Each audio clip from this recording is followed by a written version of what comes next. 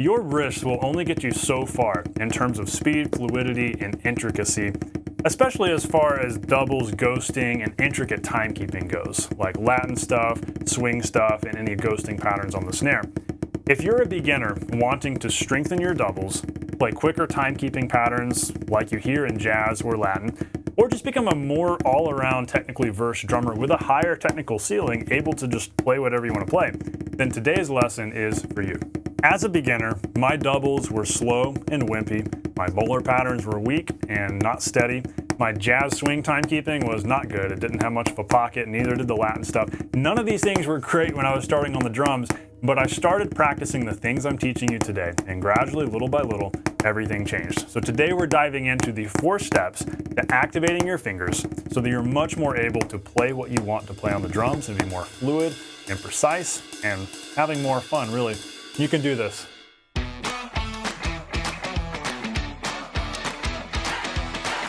Welcome to the Non-Glamorous Drummer. I'm so glad you're hanging out today. I help self-taught beginner drummers know what to practice so they can nail songs and sound awesome with a band and become that drummer other people want to play with. And hey, I've got a special free resource, free gift for you in the description below that'll help you do just that, especially if you're constrained to quiet practice. It's my 3 daily pad exercises for fast, fluid hands PDF e-guide. So what this does is it walks you through exactly that. Some exercises you can do on your practice pad. If there were just 3 things you could do away from the kit, these are the best things to do that will then carry over to the full drum set. Solve your weak hand and build fast, fluid chops that you can actually apply to the full kit with these 3 daily exercises. So be sure to go grab that PDF guide for the 30-minute practice routine. It'll help you make a lot of progress even if you're not able to be on your kit all the time. It's been helpful to my students. Hopefully it'll be helpful to you too. So go grab that. On with today's lesson. So yeah, like I said a minute ago, when I was starting out on the drums, a lot of the quick, intricate timekeeping sorts of things I wanted to do were sloppy, like jazz swing, because I was trying to do that with my wrist. Latin kind of stuff, like those sorts of things, you try to do all that with your wrist and it just doesn't work so well. Just like with ghosting, if you're trying to do soft ghost notes, you can kind of fake your way with wrists and you can use some rebound, but when it comes down to it, there's got to be the finger work there. And so that helps just round out everything you're doing. And there's kind of another cool side to this, another cool piece of the puzzle that we're going to get to that's an added benefit and a big reason why even as a total beginner, you should work on your fingers. But I think we can agree that we need to build some finger speed to maximize your technical ceiling and ultimately your speed and your fluidity on the drum set. So that is what we're diving into today. 4 steps to activating your fingers. This is kind of a 2-part process. The first 2 steps deal with kind of the obvious things that you might already be aware of, that you may have seen in other YouTube videos. If you've done any searching of how to develop finger speed on the drums, there's some pretty standard things that everybody's going to say to do. And we're going to do those in the first couple steps. But then kind of the second part of the process is what we're covering in steps 3 and 4, which is a little bit less thought about, but really critical, because if you build all the finger strength in the world, but then you make this other mistake that I made and a lot of beginners easily make, all of it's useless. And so we got to make sure we get there and we cover that. So we're hitting that in steps 3 and 4. So here we go. Step 1, use a thumbs up grip. Pull out your practice pad. Doesn't really matter what you're hitting. You can do this on a practice pad, on a snare, even on hi-hats or on a ride if you needed to. Doesn't matter too much, but the point is that you're doing this thumbs up grip, the French grip, and this is what is just commonly referred to as the French grip exercise. I think I first learned this from Moeller years ago. He had a video about it, and he's the chops expert. So form a fulcrum point with the end of your index and your thumb, and practice just twisting the stick back and forth in midair, not even hitting anything. Can you do this? Because if you can get this happening, the rest of it's going to be easy. A lot of times the stumbling block with doing this exercise well is that the fulcrum is not actually happening correctly to begin with. And a lot of the twisting power is actually coming from just right here. You can do this, you can get this started just with index and thumb. So if you can make this happen, then you can bring the other fingers in and it's pretty effortless and you can start going faster and you can hit any surface you want. And you can even airplay like this. And the reason why we have thumb on top, we're keeping thumb on top, is because we're having to put an amount of pressure on the stick. Otherwise, it's gonna pop out and go crazy. So there has to be some pressure here, but we're using the pad of our thumb, which obviously can withstand some pressure. You can put a lot of pressure, a lot of weight on your thumbs and they're built to withstand that. And so if you're noticing that your thumb is hurting or anything's feeling wonky here, then back off and don't squeeze that hard. But just figure out, okay, how much pressure do I need to put here to make this motion work? And then when I bring in the other fingers, how relaxed can I keep it, knowing that the majority of this twisting motion is actually happening with middle finger and index and thumb right here. The other fingers are here for support. So that's the step one. Step two, bring in the other fingers and just practice doing this.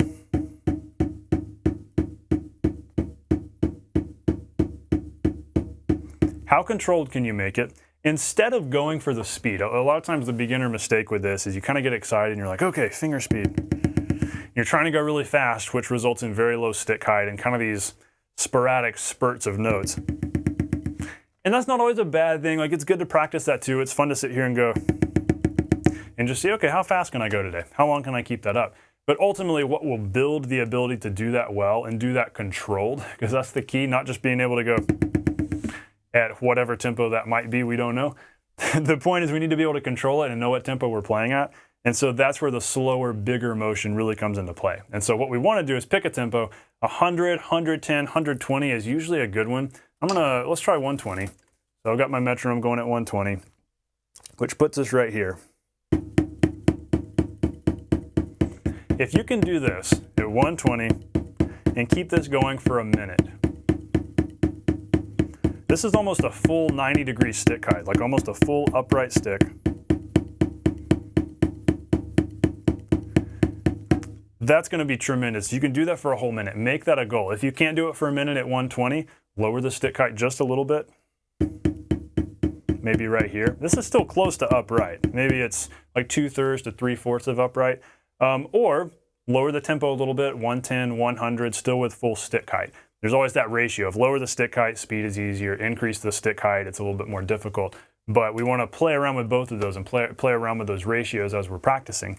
But use that to build the initial stamina and stability to just keep going, because all of this is no good if all we can do is, and then it fades into oblivion. We've got to be able to control it and keep it going so that then we could do things that you saw me playing in the intro, like if we want to be able to do things like that, which can then apply to actual, real world grooves around the kit, then we have to have the control. And so the repetition and being able to do it for a minute at a time is huge when it comes to that. So what we can also do is practice this on a soft surface. So you can start whipping out towels. You could even take your good old realistic rock copy, lay that on your pad, a little bit less rebound. You can hit pieces of paper, whatever you want to do. You can get crazy with it. You can do this on your leg. You can sit here and do this on your leg. And remember, we're focusing on this twisting motion and this propelling the stick. We're not trying to hit something hard.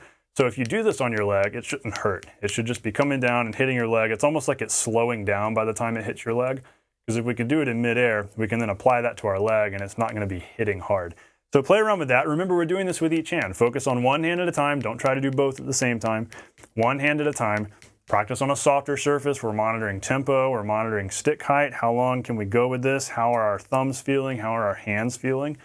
And then you can also move to doing both at the same time, just for the sake of making sure you're gripping the same with both hands.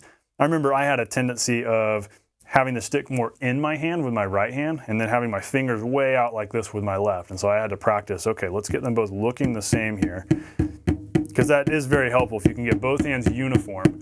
And so you can move to doing that next. Once you've got a good handle on one hand by itself, go ahead and do both together on your practice pad and just make sure they're looking the same.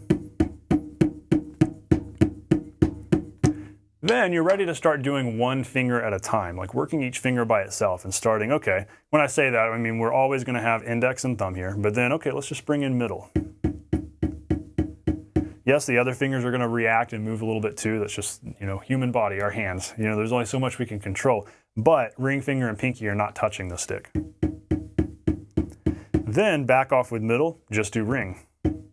In order to do that, you'll find that you do have to start extending your fingers more like this, more to that angle instead of right here. That's okay. I find that ring finger is the most natural one to do. I feel like I could do this all day, especially with my left hand. You'll find that there's certain weaknesses with each hand, like, oh, right hand pinky does pretty well, but left hand pinky doesn't feel quite as right. You're going to find those inconsistencies, and so target those weak areas. And if you notice, okay, ring is a weak finger on the right hand, work it more. Pinky is a weak finger on the left hand, work that more. And so as you do that, you're gradually bringing up that weakest link so that suddenly all of your fingers are starting to work together. And now the full stick height, eighth notes at 120, it's not so unreachable. And keeping this up for a minute is actually possible. And then when you lower your stick height a little bit, okay, 130 isn't so bad. Okay, 140 isn't so bad. Can I do this for a whole minute? And suddenly it starts to get a lot easier. Now, you're probably going to find that you have a weak hand. Everybody has a less used hand. Unless you've reached perfect ambidextrousness, there's one hand that that you probably haven't used as much. And for me, I was a lefty getting into right-handed drumming, and so my weak hand issues were kind of odd. And one of them was that my left hand fingers worked great, but my right hand fingers were non-existent. And so my biggest weak hand struggle really was my right hand fingers and actually training my right hand fingers to work. And that's why I was running into so many problems playing swing and going. There's a lot of finger involved in that, just like with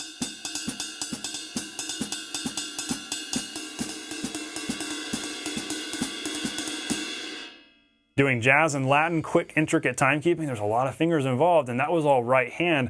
And I was struggling with that, so I had a hard time getting a good feel in pocket. And that was literally it. When I started focusing, I spent a summer working on fingers, improving left hand as well, but really focusing on right hand because my right hand was not equal to my left. It was my weak hand.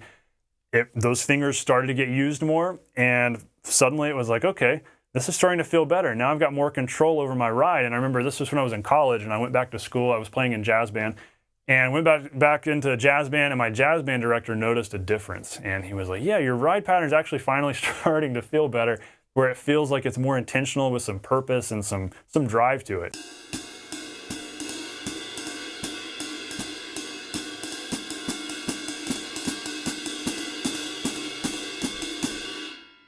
And so much of that is in the fingers. And so that's the kind of stuff you start to be able to do, as well as controlling your ghosting a bunch. And so in your case, you may be right-handed. Yeah, you're probably right-handed. I was about to say, wait, you're getting messed up. I'm a lefty. Most people are right-handed, and odds are your left hand is your weak hand, and the ghosting might be your troublesome spot. Maybe getting the right-hand fingers working is easier for you than it was for me. Maybe the weakness is working the left-hand fingers so that you can do the ghosting. But this is why we practice doubles, and I'll link an additional lesson with more detail on doubles and what we need to do there. But in the meantime, I told you this is a two-part thing. So part one is building the finger strength, doing the French grip thing. That's kind of the obvious things that everybody's saying to do, and that's important. But unless we're going to play everything on the drums with this kind of French grip, what about what happens when we turn to a more normal grip? Now, you can play everything with a French grip if you want to. There are jazz drummers who do that. And that works if everything that you play is very soft and you're not doing a lot of big motions around the kit. In rock drumming, you really can't pull off the French grip all the way. It just doesn't work well. French grip is great for quiet and quick. And so if you're playing jazz and you're doing a lot of, those kinds of things. I know that sounds weird because of the practice pad. But you're doing a lot of small, quiet, you're not moving around the kit much, you're not playing big and loud. You're not doing a lot of up and down big stick motions, not a lot of lateral motions either. That can work. But what about when we want to apply these sorts of things maybe to rock drumming? What if we're wanting to play grooves that maybe are like,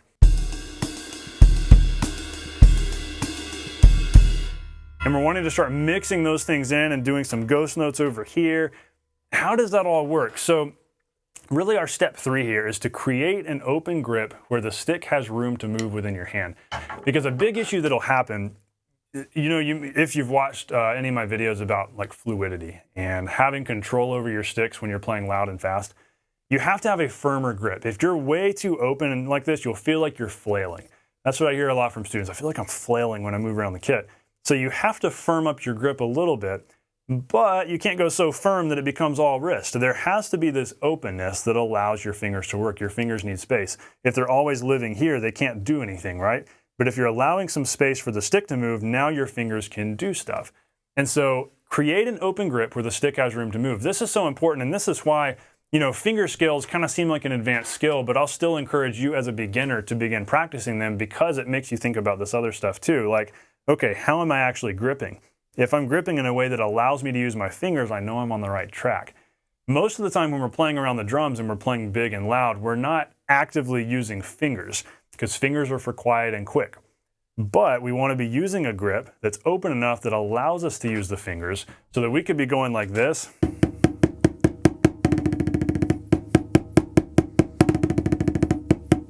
like that, and without changing our grip really, we can go straight into using the fingers.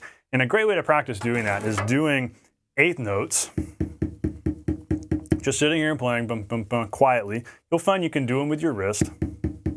But also, if you have a loose, open enough grip, you can start bringing in the fingers and going. If you do eighth notes around 140, 150, 160, I'll let you find your tempo sweet spot. That's a great range to start in. You can sit here and just go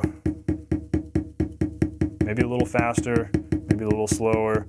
But in that range, you can either just use wrist or either use fingers, and then maybe even use a little bit of both. And as you get faster, it can transition more to just fingers. Because fingers excel at the quiet and quick. Fingers do not work for loud. Fingers do not work for big motions. That's why in rock, we're not really using fingers a lot. But if you want to do jazz and you want to do Latin and you want to do ghosting and doubles and more intricate little things, which do show up in rock occasionally, then that is a skill you've absolutely got to master. So when you're working on doubles, actually, so you can practice it. There's so many different ways you can practice this. You can do what I just showed you, which is the easiest way to apply fingers to normal grip, to mix it into everyday playing. You can also practice it in the context of doubles, where as we get faster with our doubles, we're making sure that we have that second note happening for free. We go in depth with this in a recent doubles training. I'll also link in the description for you to check out. We make sure we're doing that, and then with that rebound, we're able to snap the fingers in to increase the volume of that second note. So instead of it being, it can be like that, and as we're getting faster, that means instead of our doubles sounding like, instead they can become,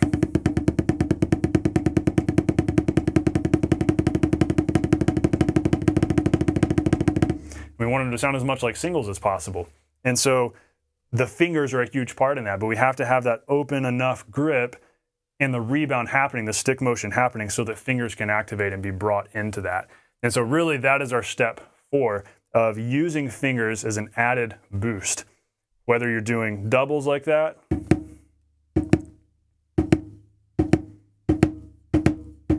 or just singles.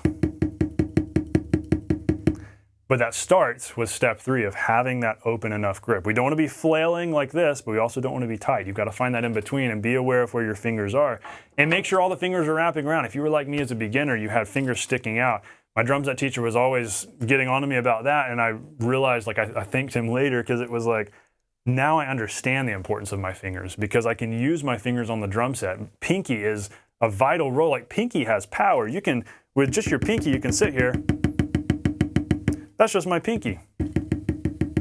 And it's really cool what can happen there, and how powerful that tiny little finger is. But if the fingers are always sticking out and they're not gently curving around the stick, how are you going to use them? That's why step 3 is so important, of setting yourself up for success with a grip that allows you to activate fingers. So take that step by step, work the fingers doing this exercise, and then practice implementing them with the more normal grip you're going to use, because unless you're just doing jazz and quiet and quick, you're probably going to use a more normal American style grip as you're moving around the kit. And if specifically you're getting into jazz and Latin and you're working on a swing pattern, practice implementing the fingers into that. You can stay thumbs up on the ride. When you're doing swing, it can be wrist, wrist, fingers, fingers, wrist. Really, it's wrist, wrist, wrist, fingers, wrist, wrist, fingers.